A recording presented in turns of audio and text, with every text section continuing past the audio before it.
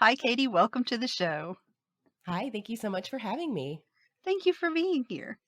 Can you please introduce yourself, let everybody know who you are and what you do and where they can find you? Absolutely. My name is Katie Rempe. I am a knit witch, a designer of magically minded brand of knitting patterns called Light from Lantern. And I'm also the host of a podcast called Knit a Spell, which I co-host with my partner, The Divine Hand, or James Divine, as he's better known. And he's my professional palmist slash magical person, while I'm the maker person on that. And we talk all about the relationship of crafting, small c, versus the craft, big C. And you can find all of our episodes, video episodes, on my YouTube channel at Light from Lantern and streaming on any podcast platform that your heart desires. Links will be below in show notes. And I know some of my listeners' ears perked up about the knit witch part. Yeah. They're always showing us, well, usually it's crochet, but some of them knit. I don't do either one because my hands hurt all the time. But I know Janie, for example, will be super excited. Ooh, yay. Yeah, it's really fun. Can you please tell me what it means to you when you call yourself a witch? I really had sort of a stigma or a hang up when it came to calling myself a witch. I've only kind of recently really even embraced it. As a child, I loved, like, I thought I was a witch. I would dress up every Halloween as a witch, it seemed like. But then as I got older, it sort of just seemed like a childish thing to call myself. And then I was lucky enough to have a course that I took from a friend and fellow witch, Wendy Mata, who really helped me sort of reframe it in my mind, what it means. And now I'm like, oh yeah, okay, there's more modern meaning to the word witch than just, like, all the stereotypes that might come to mind. So I've only recently embraced it, and for me it's all about practical magic. Like, if I can do it while I'm doing tasks around the house, then I'm witching it up really well. That reminds me that I have a candle burning in my living room right now. Oh, well, watch out. You're with me, and It I was tend to pretty spark low. fire magic It pretty was well. So awesome. if you smell anything along this interview.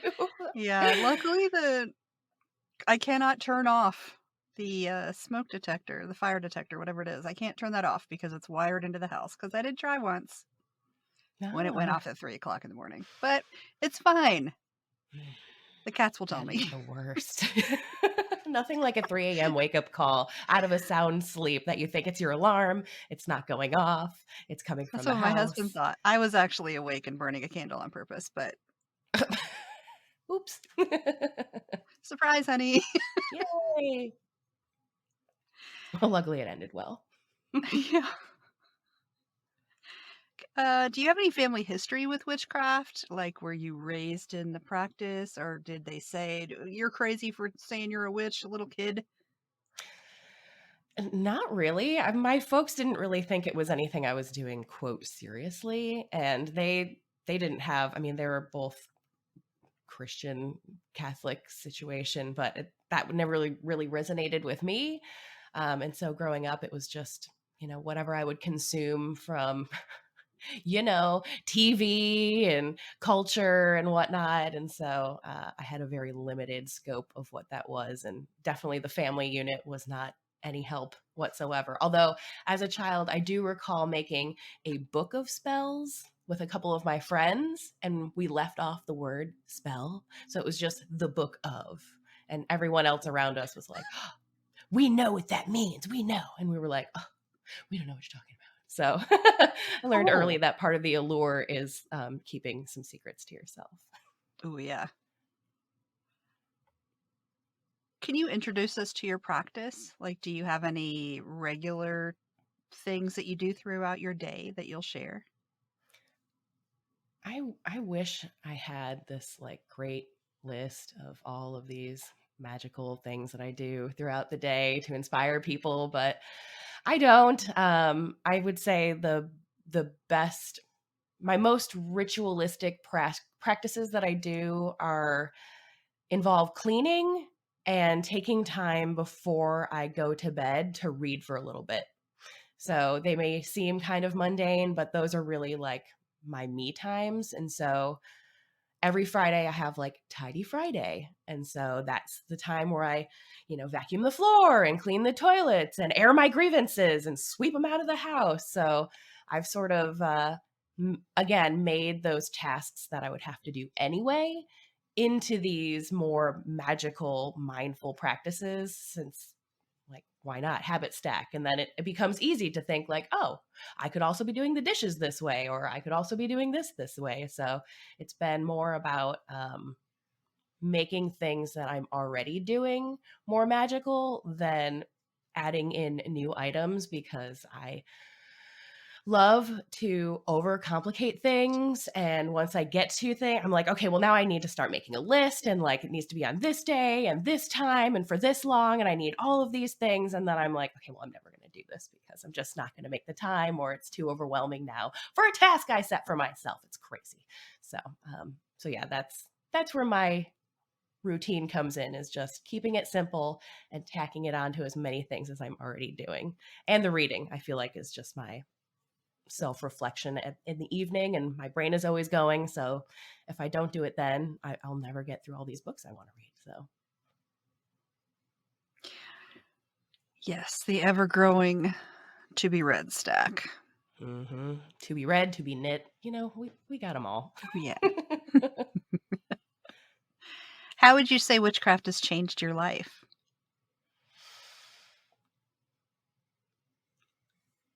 In terms of how I interact with it now, I think it really became the motivating factor for me to quit my old quote corporate job. It's motivated me to want to be more than just a cog in the wheel, which I had a pretty great job.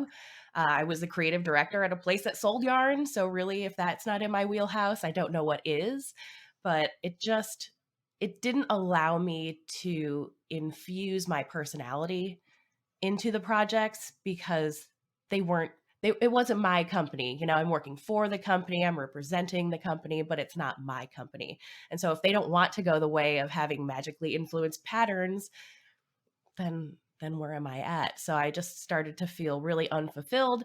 And then, that whole thing happened in 2020 that made people like stop and think about their lives. And that's really when I was like, wow, I don't think I feel like I'm working so hard in this corporate job that's not really helping me. And I would turn to my tarot cards and be like, oh yeah, I remember in times of stress, this is like always what I turn to. And why don't I put this more into my life?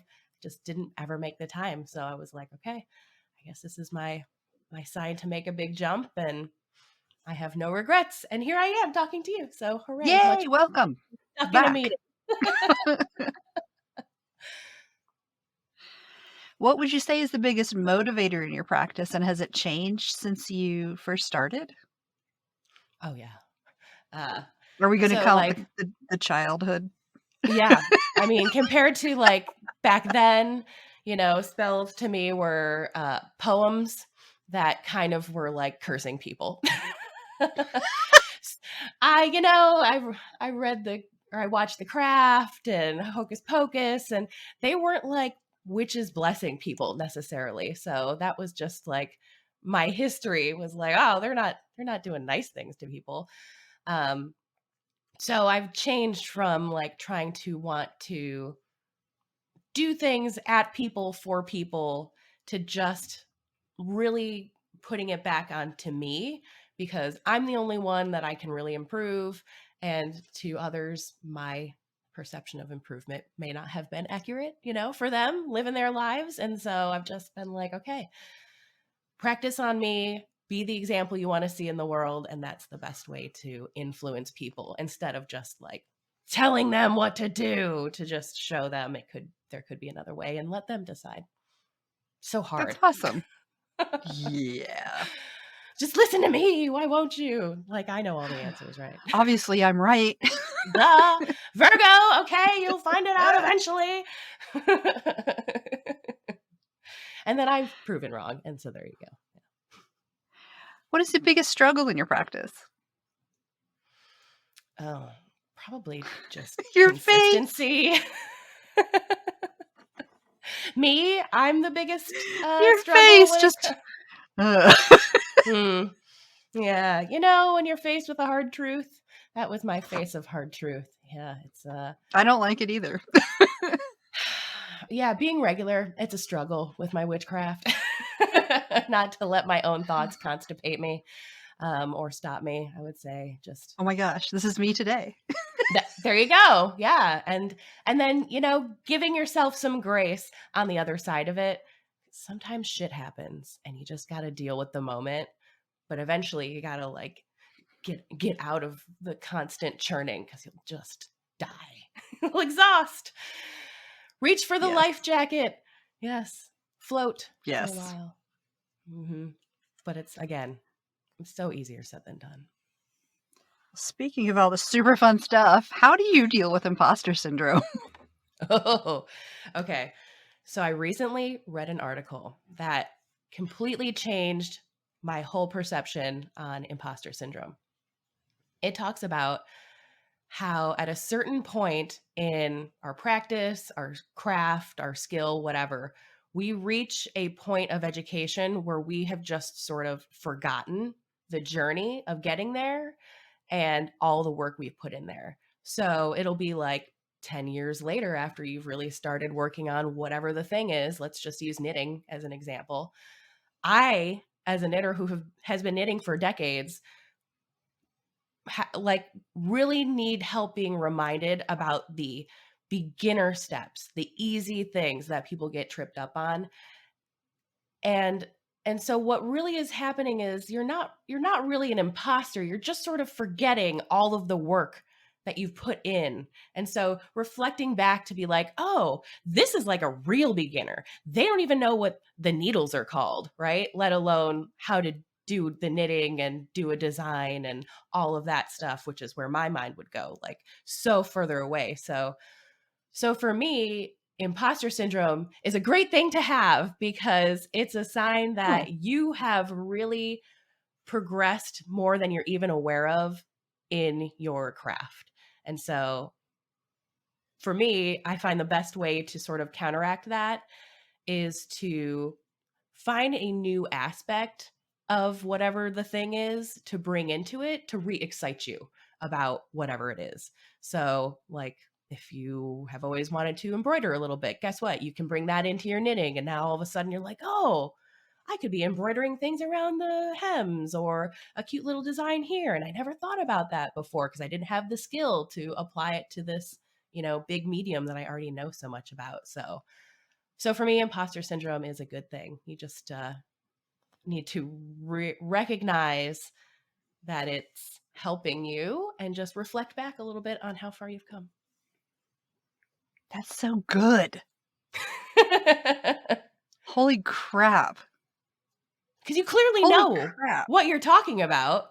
You're listing all the things that you should know and do. No. And also, you'll never know it all. So don't worry about it. You'll get there or you won't. Wow. Holy shit. That's so good. Yay. Thanks. Okay, maybe I'll have a better day today. I'll Yeah. focus on See? that. There you go. You're just too cool for school. You're so cool you've forgotten to recognize it. It's hard to see when it's been there this whole time. It's like putting on a little weight over a couple of months. You're like, what happened? I didn't see it happen. But you have a weight of knowledge. So there you go. Okay, great. You're What so would you say heavy with brings knowing. Yeah, that's exactly what the heaviness is. It's all the stuff I know. Mm-hmm. That's it. What brings you the most joy in your practice? Oh, helping others.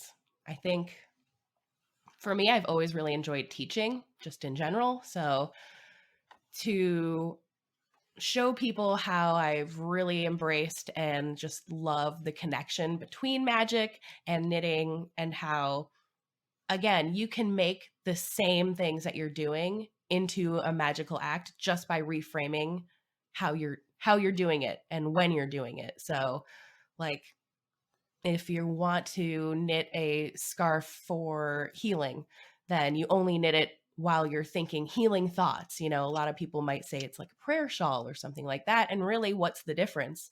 You're just infusing the energy into each stitch.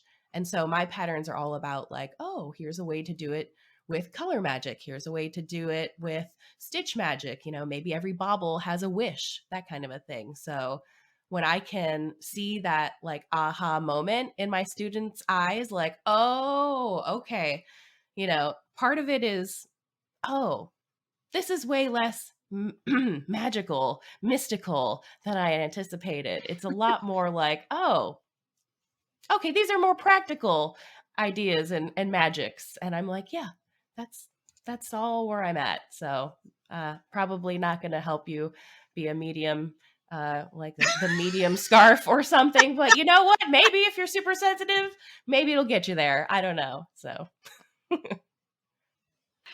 What is something that you did early on in your practice that you don't do anymore, and why don't you do it?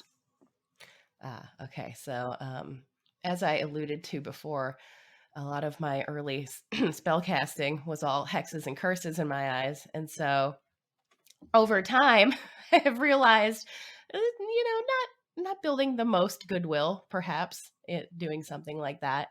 And so I really have embraced trying to sort of like not curse someone in a way that I want misfortune to happen upon them, but instead to bless them in a way that will get the end product that I was really thinking of to begin with. So, for example, when you're driving down the road and some tool, you know, speeds past you going in all the lanes and you're like, oh, you know, instead of telling them to have misfortune, I always tell them to drive safe, because Good for you. I'm really thinking about all the other people, including me, around this person who's driving like nobody else exists. So instead of telling them to hit a tree, I tell them to drive safe because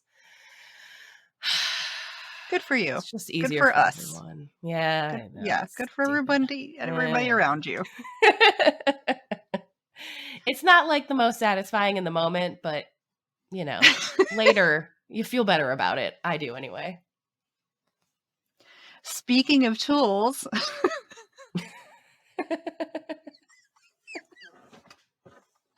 as soon as you said it, Perfect. I looked down and saw the next question. I was like, brilliant segue. You know, I try. What can I say?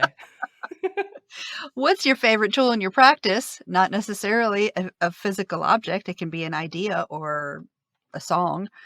What is your favorite tool and how do you use it? Oh, you know, you said song, and probably music is one of my most influential magical tools.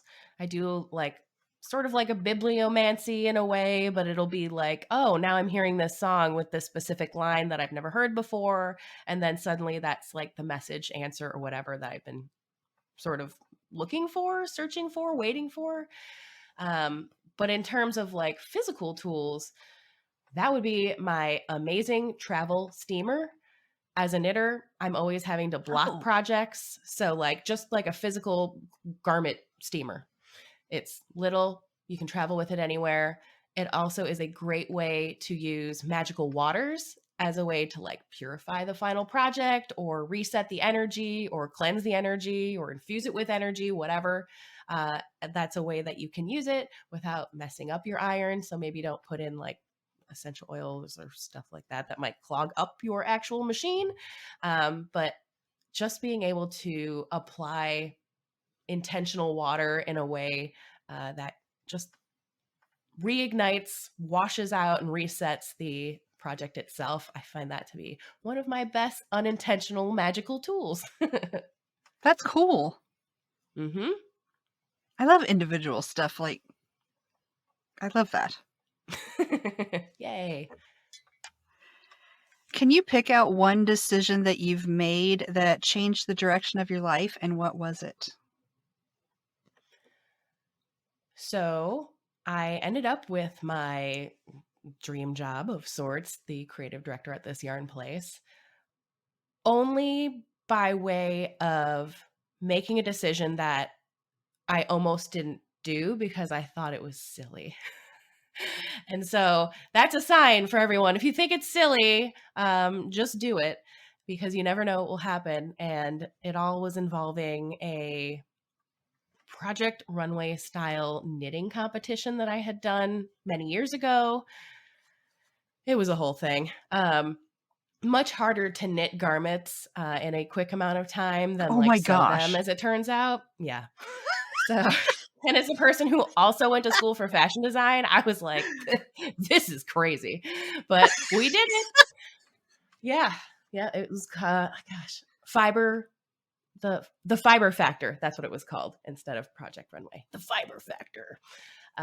Now defunct, but it was fun for a minute. But yeah, so because of that, I had all of these knitting patterns I had done for this event. It was many years later. We were promised like, oh yeah, 5 years later, you'll get all these patterns back and can sell them if you want.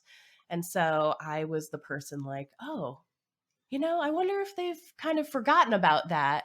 I'm going to just kind of like ring their bell and I'm going to copy the other people who were involved in the event so they are also, updated on what's happening. Well, that ended up causing a whole drama for all the people who were part of it who thought this company was like holding out on their patterns when in actuality they're just like 12 people that work there and they just kind of forgot about it. So so I ended up being like the mediary between these two groups of people. Ultimately we were like, okay, just relax, nobody even cared about this event, okay, check your ego at the door. But what ended up happening was I was chatting with the person who was involved in the side of the company, and they were like, "Well, what are you in up to?" And I said, "Well, I'm working at an REI, and it's really nice. And maybe one day I'll be the designer. It's in Kent, Washington. You're also in Kent, Washington. We'll be neighbors." And then he was like, "Huh, hold on." And so the next email I got was from the president of the company asking if I would just move there and work there instead. So I was like, yeah, absolutely. I want to work for the knitting place and not the outdoor place that I don't ever go outside. I was a great employee because I was always willing to take other people's shifts because I didn't want to go out and do any of the stuff we were selling. Ooh. Um, there's like bugs and things there. Ugh, can't. My bed is at home. Where do you pee? So Oh my gosh, yes. yeah, I didn't know about glamping at that point, so maybe that would have changed my I don't mind. think they sell glamping stuff at REI. It's nice Ugh, camping stuff, but it's not glamping stuff. that's true. Yeah, you need like a tiny trailer and the whole shabam. Yeah. So that's Pink, my pink just go chiffon. for it.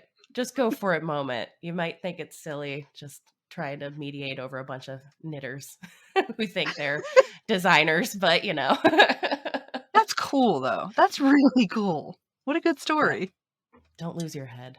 It's not worth it. How do you pull yourself out of a magical slump? Oh.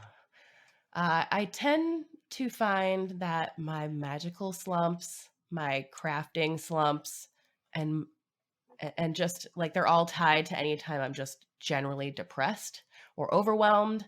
All of those extra things just so quickly fall by the wayside, which I don't know what is up with us humans that's how we react to things when really if we just made more of an effort to go towards those things when we find that happening it would pull us back out, but you know what, I'm a glutton for pain personally, so I guess that's my burden to bear. But generally over the years I have found the best way to get out of these slumps are really to change your setting and change your routine, whether that's like just one day going out and just doing something, even if you don't have plans, just get out of the space you're always in and just let the life that's happening around you and not caring about your problems sort of remind you that it's not all about you. Like there are other things out there and maybe you'll be reminded of something that will bring you some joy. So just getting out of where you are is really inspiring. Maybe you can take a short vacation, visit a friend. That's another thing. I always fall out of touch with my friends whenever I get in these slumps. And so I know, like, oh, I need to call so-and-so. I need to call this person. And so I'll just make like, okay, Saturday is catch up with all your friends because you've let everyone go again for a while. But luckily, all my friends and I have an understanding that this stuff happens. It happens to them. And so whenever we get back, no one holds a grudge. So That's that's a good. bonus. Nice. What is something you wish was discussed more in the witch community? I once read a book called Psychic Skills for Magic and Witchcraft by Kat Cole. And she had a chapter in it that at the time I was like, oh, this is great. And then later came to find out this isn't really commonly talked about. And that is the paradox of magic. Magic is a paradox. Like, for example, she has this example that says, it's knowing that you know the truth. And then something happens to realize you were wrong. But then later, you actually realize you were right to begin with. So something doesn't seem right. And yet, there it is. There's the paradox. Like, you have to want it less for it to be attracted to you, kind of a thing. Like, it doesn't make any sense. It seems like it should be the opposite. If I say I'm not going to do something, that opportunity should never happen, not slap myself in the face with it in 2 months. That's what always happens to me. I'll never live in Seattle, something I actually said. And then within that year, I was here. Don't say that. Don't challenge the universe. It I has kind of a try wry sense of humor, so it will bring it right back for you. I try not to say never or always, Hmm. although I constantly do, but I try not to mean it. I like, I don't There mean you go. this, but Right. I'm never going to do that. It's just I our agree. way. Yeah. That that stresses me out. Yeah. Most of us, I would say. Yes. Yep.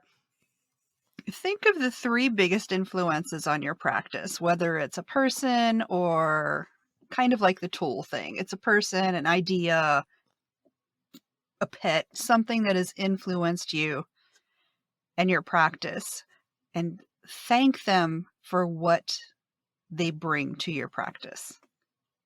Oh, I love this. Hmm. 3 biggest influences. So, well, number 1 absolutely is going to be my podcast co-host, James Devine, the man who basically has taught me so much about magic and connected me with so many amazing magicians and authors and ideas, concepts. The whole reason that he and I met was just because I wanted to see if the way knitters knit would say anything about them through their hands. And so, just by having one question, I've had this whole now friendship and career with him. And so, I am eternally grateful and continue to be grateful for him and how he has helped me in so many ways. Um, my folks are my biggest support system. I have come to realize early in life, by way of having many friends who are not so lucky, that they are the coolest, always supporting me, even in my craziest times where I locked myself in my room for years because I was just not ready to deal with life and was not going to go to high school to deal with those children. And they always had a creative way of making it work for me without just being like, go and be part of the norm. So that is huge because I'm sure that has a big part of why I'm not able to or willing to just accept things the way they're laid out without having some autonomy over it or really thinking about it. Um, I and want more then, parents to do that. yes, I More agree. families. I want more families to do that. Yes, whoever in the family you can be that person, it's huge. And luckily they're still with me, so I get to enjoy more time with them, however long that is. So it's wonderful. And then probably you say pet, and that's probably true. I would say my Chihuahua. She She really is like my spirit friend, a being that I feel like I called to when I really needed the company. And it was like, oh, I had a couple of people say like, oh, you'd look great with a Chihuahua. Look great, like it's an accessory, or like, oh yeah, I could see you with like a little small dog of some sort. And so I thought, yeah, let's just do it. Even though I was always a cat person, never wanted a dog. And then I pet sat one dog for a month, and as soon as she left, I thought, oh no, I'm alone. And so to have her there, and just again, it's a great tool to keep me grounded because I'm not always thinking about myself. And she's just funny. So she'll just do something silly. It's nothing, just being herself, and it'll just make me laugh and laugh. And I'm so, so grateful for her just being her and inspiring me to just be myself too. I don't understand people who don't want pets. I I mean, mean, if you a travel a tiny bit lot or of you're me, yeah, allergic, a I tiny bit guess of me. Okay, but if you're allergic, I think you still want one. You just can't. that's I true. understand that. But if you don't want one, I can't. It's telling. We are different people. That's right. Thank you for letting me know we have a But big value difference.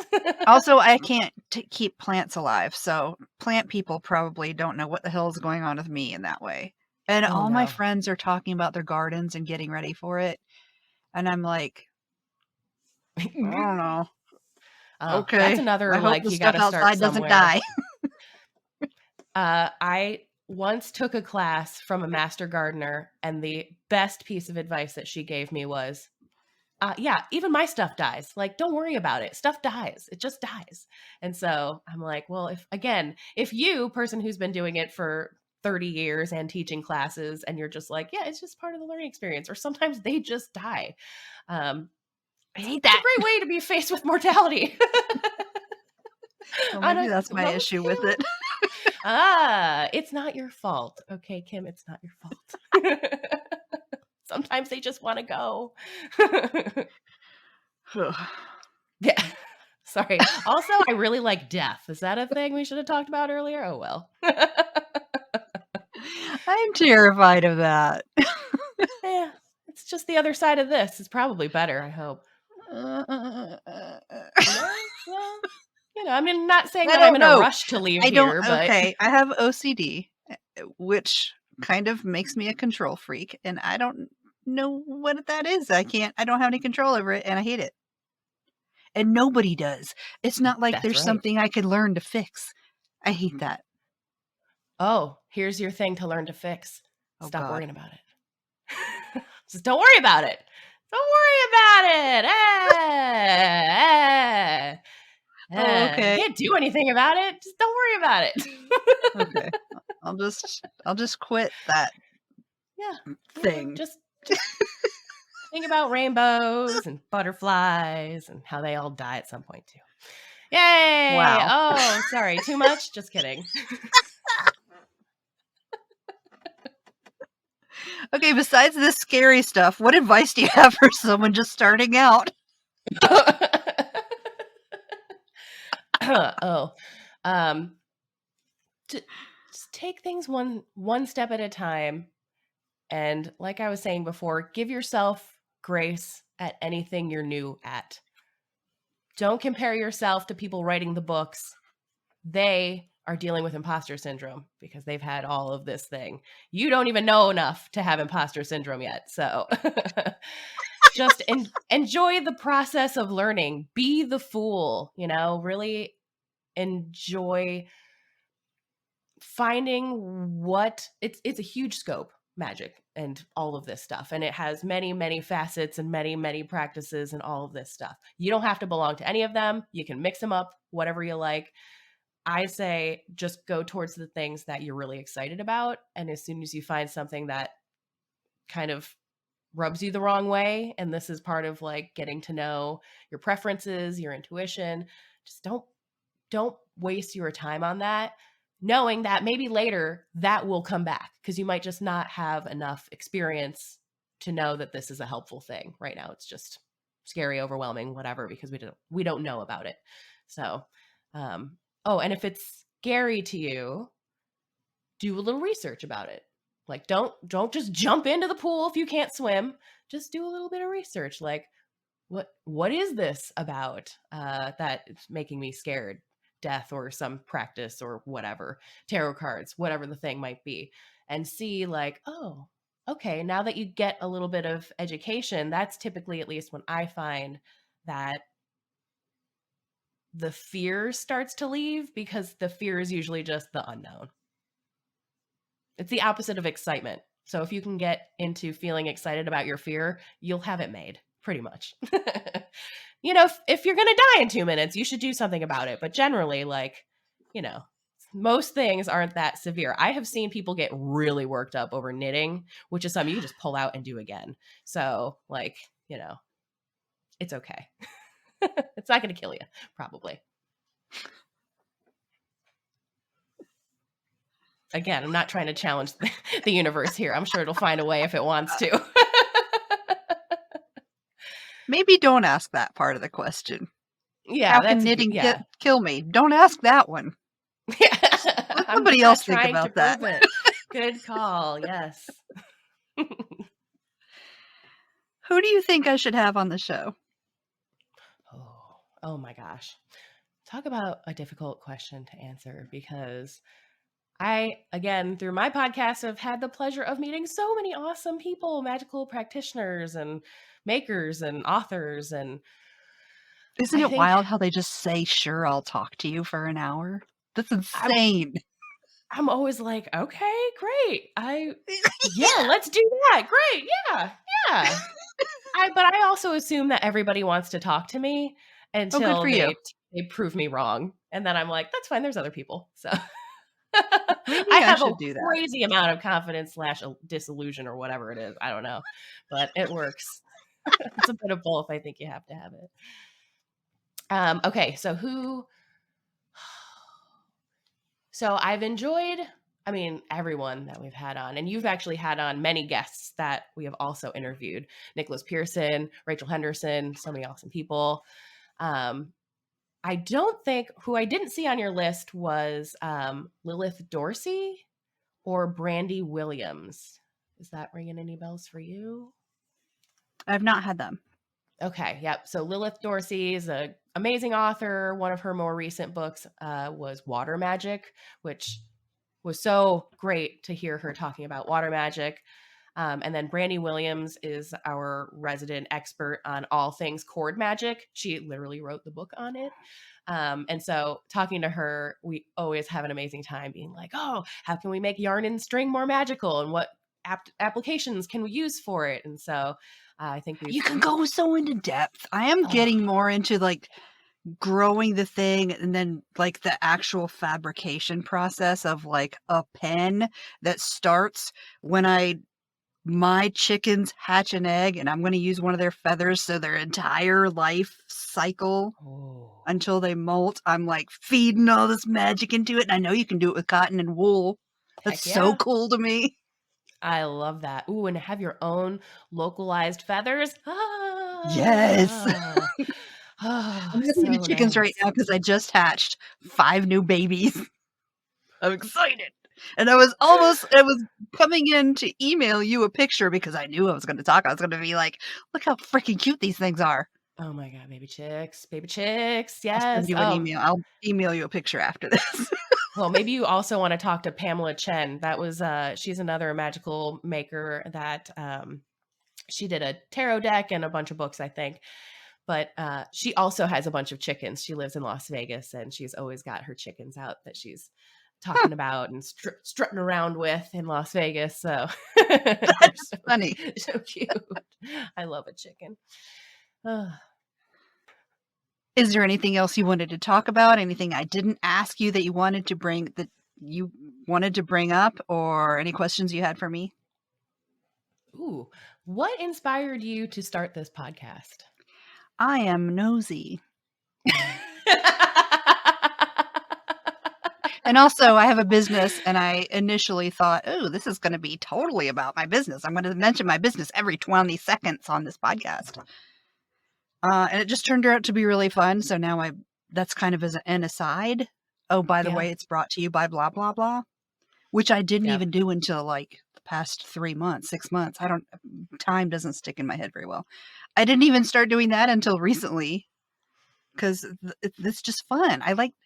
Cause like we said earlier, people will come talk to you and you can just ask them questions and they just tell you the answer. And that's insane to me. Yes. Oh, yeah.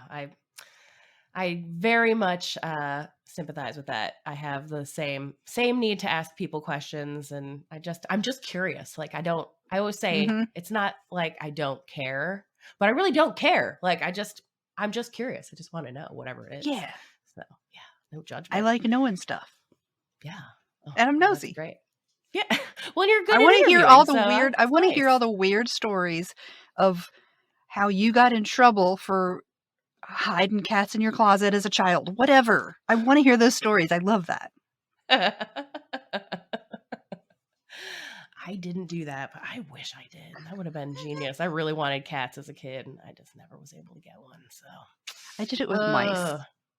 oh, mice in the closet. I mean, they were in a tank, but yeah.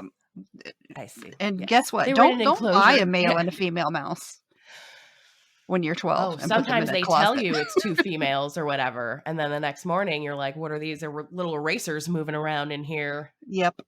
They're family erasers now. Mom was not thrilled at all. No. Yeah, unintended babies of any kind. It's not usually like, yay! Generally. Yeah, I find. Okay, well, that's cool. Yeah, outside of that, just if anyone is interested, you can always sign up for my newsletter at lightfromlantern.com. I have a free knitting pattern that you get when you sign up. It's a tarot cozy little sack, but if you're not into tarot, it's also great for housing anything, including a bunch of random chords or just like a deck of cards of any kind. So if you have one of those old boxes that's just sort of degrading over time, you can just put it right in there and have a soft little magical home. So it's fun, quick That's knit. cool. Yep. That's really cool. Thanks. The last two things that I ask of guests. Thing number one is please recommend something to listeners. It does not have to be witchcraft related or magical or anything. It can be whatever you're into this week.